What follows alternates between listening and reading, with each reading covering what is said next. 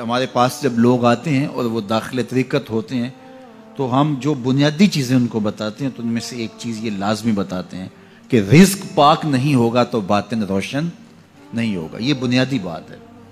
اگر رزق پاک نہیں ہے تو میرے حضور نے ارشاد فرمایا کہ ایک بندہ سفر کر کے کعبۃ اللہ کے صحن میں پہنچتا ہے اور کعبے کے پردوں کو تھام رہا ہے وہ یمد یدیہ اور لمبے لمبے ہاتھ کر کے کہتا ہے اے اللہ, لیکن اس کا کھانا حرام ہے, اس کا پینا حرام ہے, اس کا لباس حرام ہے, وہ غزیہ بالحرام, اس کو غذا حرام سے دی گئی ہے. میرے حضور نے فرمایا اس کی کوئی دعا قبول نہیں ہوگی.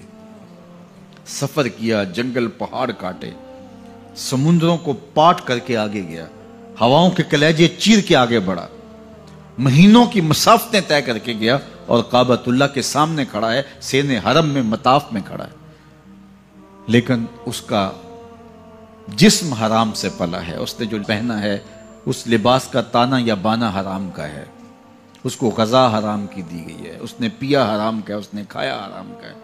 تو پھر اس کا یہ سارا سفر رائے گاں چلا جائے گا, اس کو کچھ نصیب نہیں ہوگا. تو سب سے پہلی شرط اس عنوان سے عقل حلال ہے.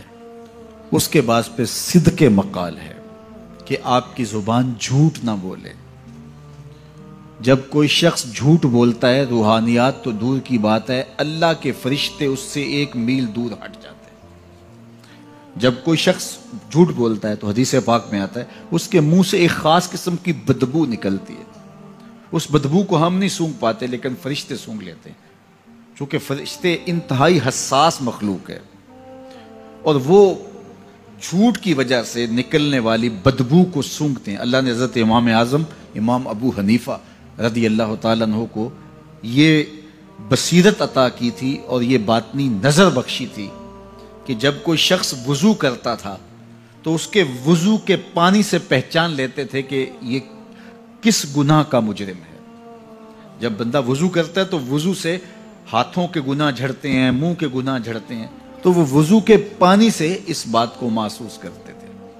اللہ نے ان کو وہ بصیرت عطا کی تھی, لیکن انہوں نے اللہ کی بارگاہ میں عرض کی مالک مجھ سے یہ چیز چھین لے, یہ چیز مجھے نہیں چاہیے. لوگوں کے بارے میں جو ہے وہ ایسا گمان پھر پیدا ہوتا ہے.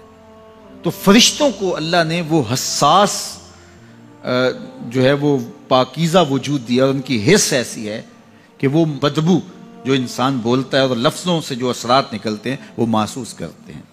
تو جب کوئی شخص جھوٹ بولتا ہے تو اس کے جسم سے, اس کی زبان سے جھوٹ کے ساتھ بدبو نکلتی ہے. اللہ کے فرشتے 1 میل دور تک پیچھے ہٹ جاتے ہیں. تو مجھے بتائیے جو شخص جھوٹ بولتا ہو کیا اسے کوئی روحانی مرتبہ مل سکتا ہے؟ یہ سوچا بھی نہیں جا سکتا, یہ امکانات سے ہی نہیں ہے. اللہ کے محبوب علیہ السلام سے پوچھا گیا کہ حضور کوئی مسلمان کوئی مومن کیا بزدل ہو سکتا ہے؟ فرمایا نہیں, وہ بہادر ہوتا ہے, لیکن ہو سکتا ہے کبھی اس سے بزدلی بھی سرزد ہو جائے. انسانی کمزوری ہے, کبھی انسان بہت طاقت میں ہوتا ہے اور کبھی انسان کمزور بھی پڑ جاتا ہے. فرمایا ہو سکتا ہے کبھی اس سے ہو بھی جائے. پھر پوچھا کہ بخل کر سکتا ہے؟ فرمایا نہیں, مومن سخی ہوتا ہے لیکن ہو سکتا ہے کبھی اس سے بخل بھی ہو جائے. کبھی کبھی دولت اسے اچھی بھی لگنے لگ جاتی ہے, جس طرح فرمایا گیا کہ اولاد مبخلتن مجبنتن, یہ جو اولاد ہوتی ہے یہ بندے کو بخیل بھی بنا دیتی ہے اور بزدل بھی بنا دیتی ہے. جب اولاد نہیں ہوتی تو بندہ سخی بھی ہوتا ہے اور بندہ جو ہے وہ مشکل حالات میں بھی کود جاتا ہے, لیکن جب اولاد ہوتی ہے تو پھر مشکل حالات میں کودنے سے پہلے سوچتا ہے میرے بچے ہیں یتیم ہو جائیں گے. اس کو یہ خیال آتا ہے, پہلے ایسے مال لٹاتا ہے لیکن اولاد ہو جائے تو پھر وہ اولاد کا سوچتا ہے کہ ان کے لیے کچھ میں جمع کر لوں. تو اولاد فرمایا میرے حضور نے کہ مبخلہ و مجبنہ, یہ بخیل بھی کر دیتی ہے اور یہ کمزور اور بزدل بھی بنا دیتی ہے.